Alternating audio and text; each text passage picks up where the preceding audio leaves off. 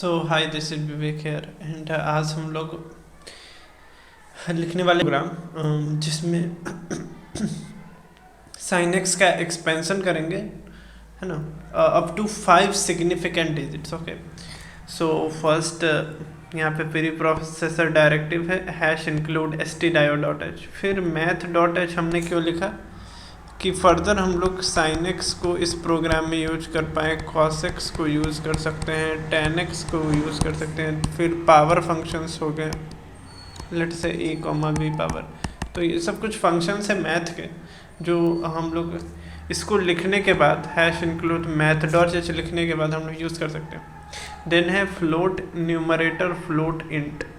ये एक न्यूमरेटर एक फंक्शन है जो कि इनपुट लेगा फ्लोट और इंट, दो वैल्यू लेगा और आउटपुट देगा फ्लोट वैल्यू। ओके, सिमिलरली एक और फंक्शन है डिनोमिनेटर फंक्शन, जो इनपुट लेगा इंट वैल्यू और आउटपुट देगा फ्लोट वैल्यू। ओके, देन हम लोग स्टार्ट कर रहे हैं इंट मेन फंक्शन को, जो यहाँ से यहाँ तक है, इसका पेयर है इस ब्रैकेट का। ओके, तो ये हमारा मेन फंक्शन है। सबसे पहले हम लोग डिफाइन कर रहे हैं X N T term sum old sum, ये सब फ्लोटिंग वैल्यूज़ है। ओके, फ्लोटिंग का एग्जांपल हो गया जैसे 2.479, ये एक एग्जांपल है फ्लोटिंग पॉइंट नंबर का। यहाँ पे इंट आई जे हम लोग डिफाइन कर रहे हैं। इंटीजर का एग्जांपल हो गया 2, 4 या फिर 9, कुछ भी हो सकता है यहाँ पे, so okay, these are just examples. Okay, तो सबसे पहले हम लोग जो है साइन एक्स का एक्सपेंशन एक बार लिख के देखते हैं। X minus x cube by 3 factorial plus x power 5 by 5 factorial, x power 5 by 5 factorial minus x power 7 by 7 factorial and so on. Okay, तो ये होता है हमारा साइन एक्स का एक्सपेंशन।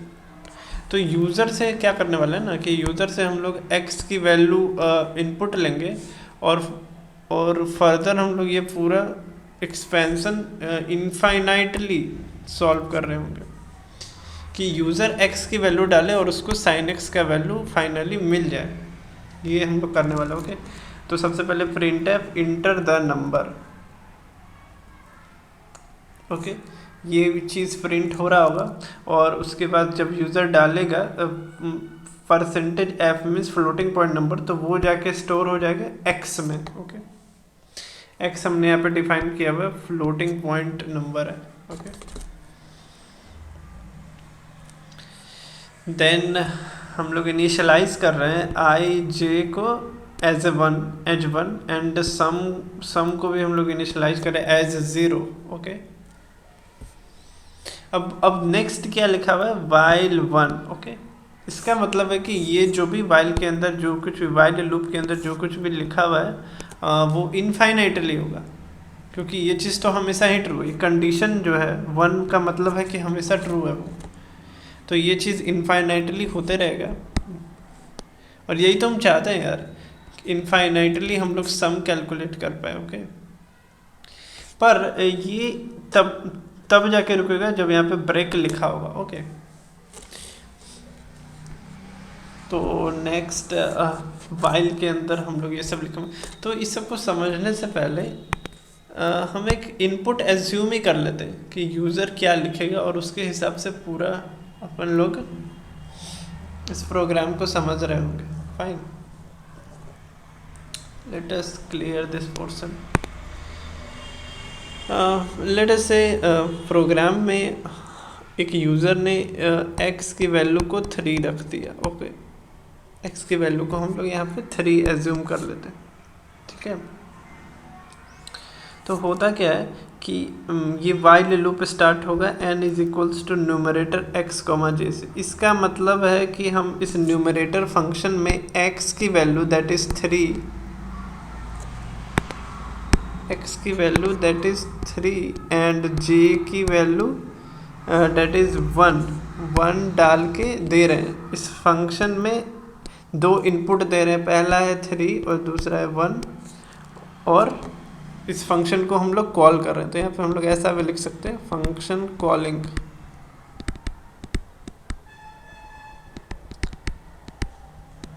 यहाँ पे हम फंक्शन को कॉल कर रहे हैं। ओके फाइन ना। तो न्यूमरेटर वाले फंक्शन को कॉल कर रहे हैं, तो यहाँ पे डायरेक्ट ये कंट्रोल चला जाएगा प्रोग्राम का, फ्लोट। तो हमने इनपुट दिया है 3 और इनपुट दिया है 1। ओके तो ये यहाँ पे 3 आ जाएगा और यहाँ पे 1 आ जाएगा। तो ये प्रोग्राम स्टार्ट हुआ। यहाँ पे फ्लोट k इक्वल्स टू 1 हमने लिखा है और इंट m लिखा है। ओके k को हमने 1 से इनिशियलाइज किया है और m एक इंटीजर वेरिएबल्स है यहाँ पे। तो फॉर लूप है यहाँ पे, for m is equal to 1 m less than और equal to j m plus plus k is equal to k into y. अब देखना जरा कि फॉर लूप स्टार्ट हुआ m इज इक्वल्स टू 1 से, और j क्या है, j भी तो 1 ही है ना। तो बस यहाँ पे एक ही कंडीशन है, m इज इक्वल टू 1 ही बस ले सकते हो, m इज इक्वल टू 2 तो ले नहीं सकते हो आप। तो m 1 हो गया, मतलब ये लूप एक बार ही एग्जीक्यूट होगा और वो कैसे होगा, k is equal to k into y के अकॉर्डिंग होगा।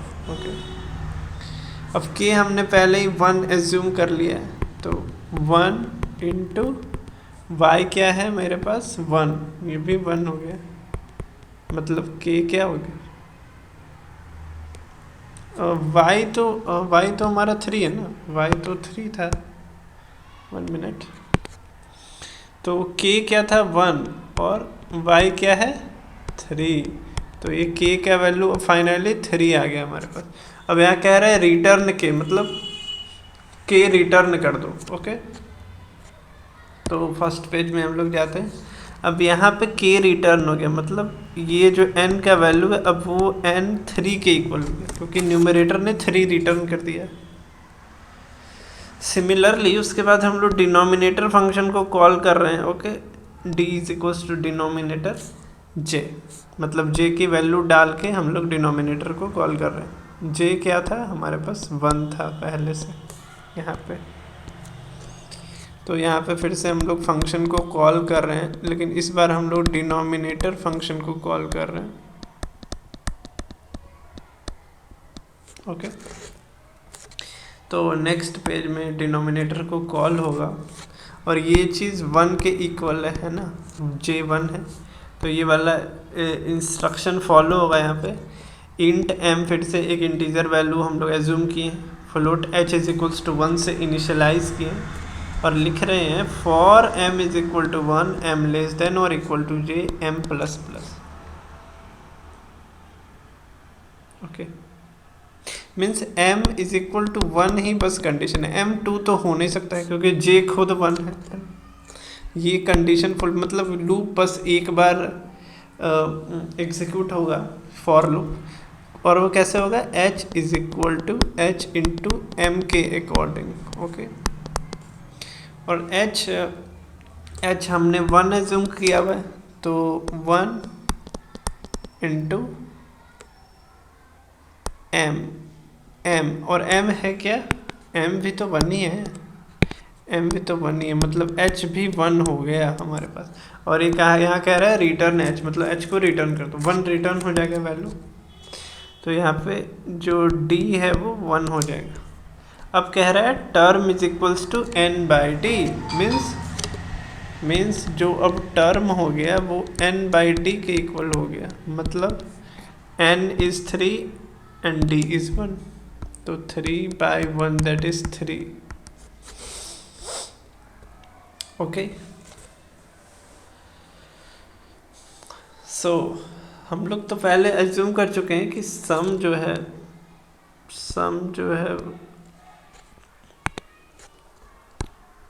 यहाँ पे सम जो है वो 0 के इक्वल है ना, तो ये ओल्ड सम, ये जो 0 का वैल्यू है वो ओल्ड सम में चला जाएगा यहाँ पे। और यहाँ पे फिर से यहाँ पे एक नया इंस्ट्रक्शन लिखा हुआ है कि इफ़ i मॉड्यूलो 2 अगर 0 के इक्वल है तो ये कर देना, और नहीं तो ये वाला इंस्ट्रक्शन फॉलो कर देना, ठीक है ना। तो i यहाँ पे है क्या हमारे पास, देखो जरा, i तो हमने 1 एज्यूम किया हुआ है। ओके तो 1 का मॉड्यूलो 2 के साथ मीन्स 2, ऐसे अगर हम लोग डिवाइड करते हैं तो 0 अगर ले लिए तो ये 0 हो गया, तो रिमाइंडर तो 1 ही बचा। तो यहाँ पर रिमाइंडर 0 नहीं है, मतलब ये वाला इंस्ट्रक्शन फॉलो होगा, ये वाला। Okay, let us highlight it, ये वाला इंस्ट्रक्शन फॉलो हो रहा होगा। मीन्स सम जो है वो इक्वल हो गया। सम तो पहले तो 0 था, सम प्लस टर्म क्या आ गया मेरे पास, ये वाला 3, तो सम क्या हो गया हमारे पास 3 हो गया। ओके, तो ये सब है।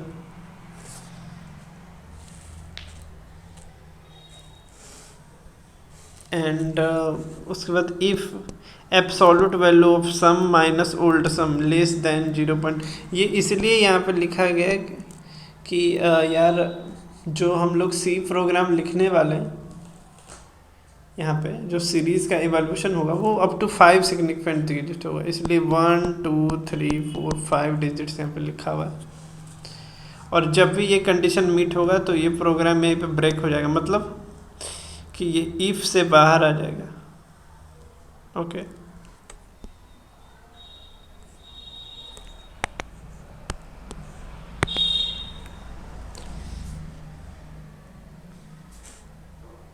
तो अब क्या हुआ कि ये अभी तो ये वाला कंडीशन फुलफिल हो नहीं रहा है, तो हम लोग क्या करेंगे i प्लस प्लस और j प्लस इक्वल टू 2। इसका मतलब है कि i पहले तो 1 था, अब i जो है वो 2 बन चुका है, और j जो है उसमें 2 का इंक्रीमेंट हुआ है, तो j 3 बन चुका है। Okay, 1 plus 2 is 3। तो नेक्स्ट फिर हम लोग ये सब क्लियर करते हैं। हमको पता चल गया कि अब जो है वो i 2 बन गया है। i यहाँ पे हम लोग लिख भी लेते हैं, i is equal to 2 and j is equal to 3। Okay, फिर से ये वाला लूप एग्जीक्यूट होगा, वाइल लूप, क्योंकि यहाँ वाइल 1 लिखा हुआ ना, बार बार ये चीज़ हो रहा होगा। ओके,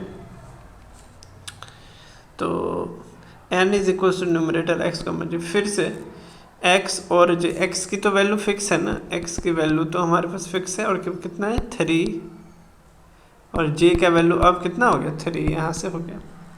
तो अब फिर न्यूमरेटर को कॉल किया जा रहा है, फंक्शन कॉलिंग, न्यूमरेटर फंक्शन को कॉल हो रहा है। तो हम लोग जाएंगे न्यूमरेटर फंक्शन के पास। Okay, let us erase this all. तो न्यूमरेटर फंक्शन को कॉल हो गया, तो ये अब ये जो y है दैट इज 3, और j भी 3 के इक्वल हो चुका है। ओके, j भी 3 के इक्वल है। तो फ्लोट k एज्यूम कर लिए m है, float m is equal to 1, m less than और equal to j, m plus plus, मतलब कि सबसे पहला बात m 1 होगा, m2 भी हम लोग ले सकते हैं और m3 भी ले सकते हैं, क्योंकि j फाइनली 3 है ना, तो m लेस देन और इक्वल टू ये सब हो सकता है। मतलब ये लूप 3 टाइम्स एग्जीक्यूट हो रहा होगा। ओके, वो कैसे हो रहा होगा देखते हैं, k is equals to k into y के अकॉर्डिंग हो रहा होगा। ओके, k तो हम लोग यहाँ पे 1 इनिशलाइज किए। ओके, 1 इंटू वाई इज 3, तो k 3 हो गया, पहली बार एग्जीक्यूट हो गया फर्स्ट टाइम। सेकेंड टाइम ये लूप एग्जीक्यूट होगा तो k is equals to k into y के अकॉर्डिंग फिर से होगा। अब k मेरे पास 3 है, ये वाला वैल्यू यहाँ डाल देते हैं, 3 इंटू वाई अब भी 3 है, तो 3 इंटू 3 9 हो गया। थर्ड टाइम जब k एग्जीक्यूट होगा तो फिर से यही इंस्ट्रक्शन फॉलो होगा, दैट इज़ 9 यहाँ पे आ जाएगा k का वैल्यू, और multiplied by y that is 3, तो 20 फाइनली ये जो वैल्यू है वो 27 आ गया k का वैल्यू, और यहाँ पे k का वैल्यू रिटर्न कर देगा दैट इज 27। ओके, सो ये जो n का वैल्यू है वो अब 27 हो गया। सिमिलरली अब डिनोमिनेटर को कॉल किया जा रहा है j का वैल्यू डाल के। ओके, तो तो जे का वैल्यू है क्या 3। तो हम लोग डिनोमिनेटर फंक्शन को यहाँ पे फिर से कॉल कर रहे हैं, फंक्शन कॉलिंग। ओके, सो 3 डाल के हम लोग कॉल कर रहे हैं। चलो डिनोमिनेटर को कॉल किया जाए, तो यहाँ पे ये वैल्यू 3 हो गया। Int m float h is equals to 1 से h को इनिशियलाइज कर रहे हैं for m is equals to 1 m less than और equal to j m plus plus. मतलब m का जो वैल्यू है, let us erase this all again and again. Okay, so अब m जो है वो 1 हो सकता है क्या, m 2 हो सकता है क्या, बिकॉज j इज 3 ना, तो ये वाली वैल्यू हमारी 3 के इक्वल है। ओके, तो m is equals to 1, m 2 भी हो सकता है, m 3 भी हो सकता है, क्योंकि मैक्स ये जो j है वो 3 है इस बार। अकॉर्डिंगली यहाँ पे h पहली बार जब लूप एग्जीक्यूट होगा तो इस इंस्ट्रक्शन के अकॉर्डिंग होगा ये वाला। ओके, तो h तो पहली बार 1 था और m भी 1 है, मतलब ये 1 हो गया। सेकेंड बार जब लूप एग्जीक्यूट होगा फिर से ये वाला इंस्ट्रक्शन फॉलो होगा। ओके, तो h यहाँ पे 1 था तो 1 इंटू m, अब इस बार m जो है वो 2 हो गया है ना, दैट इज 2। और थर्ड टाइम जब लूप एग्जीक्यूट होगा h is equal to h into m से, तो इस बार h 2 है तो यहाँ पे 3 डाल दिए, 2 डाल दिए। 1 मिनट,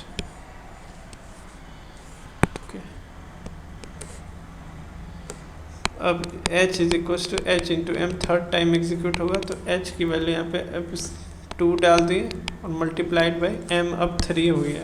ओके, तो 6, इसको हम लोग 3 फैक्टोरियल में लिख सकते हैं कि नहीं। तो अब यहाँ पे लिखा हुआ रिटर्न h, मतलब कि ये 3 फैक्टोरियल अब रिटर्न हो जाएगा जिसने कॉल किया था उसको, तो अब ये 3 फैक्टोरियल हो गया है। ओके, और term is n by D, तो अब जो है वो टर्म क्या हो गया, n बाई डी हो गया, मीन्स 27 बाई 3 फैक्टोरियल। इसको हम लोग ऐसे भी देख सकते हैं 3 क्यूब बाई 3 फैक्टोरियल। क्या आपको सिमिलरिटी दिख रहा है क्या साइन एक्स वाले एक्सपेंशन से? Sine x is x minus x cube by 3 factorial plus x power 5 by 5 factorial and so on. तो यहाँ पे देखो हमने तो x3 लिया था, एज्यूम किया था पहले ही यहाँ पे।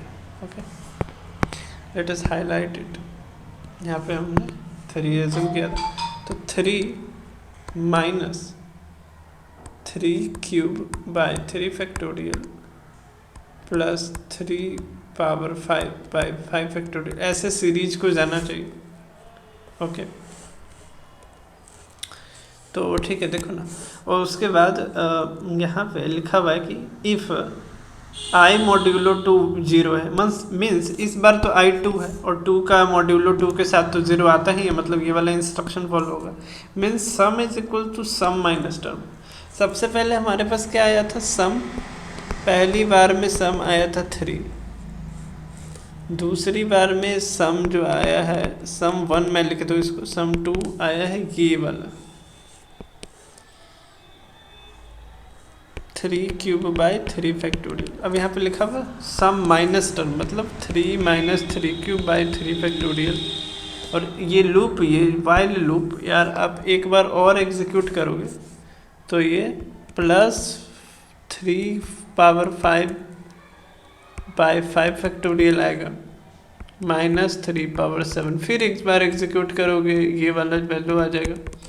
तो ऐसे करके ये इनफाइनाइटली चलते जाएगा और तब तक चलेगा जब तक ये कंडीशन फुलफिल नहीं हो जाता। तो इससे हम लोग देख सकते हैं कि आसानी से कितना मैच कर रहा है साइन एक्स का एक्सपेंशन और ये जो वैल्यू हमको मिला है।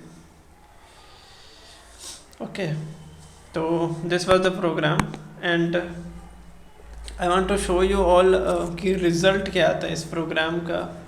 चलो इसको रन करके देखते हैं एक बार। ये हमारे पास सेम प्रोग्राम है, VS कोड में लिखा हुआ है। ओके, चलो इसको रन कर देते हैं।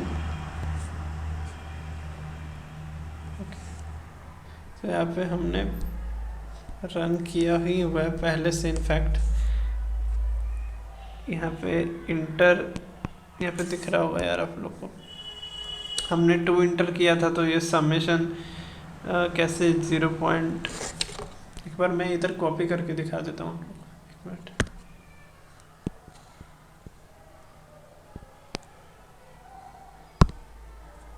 ये रिजल्ट है इस प्रोग्राम का। हमने यार 2 इंटर किया, तो ये जो समेशन है वो 0.9333 आया। ओके, तो इसी तरह से मल्टीपल वैल्यूज आप लिख सकते हो। Thank you for watching.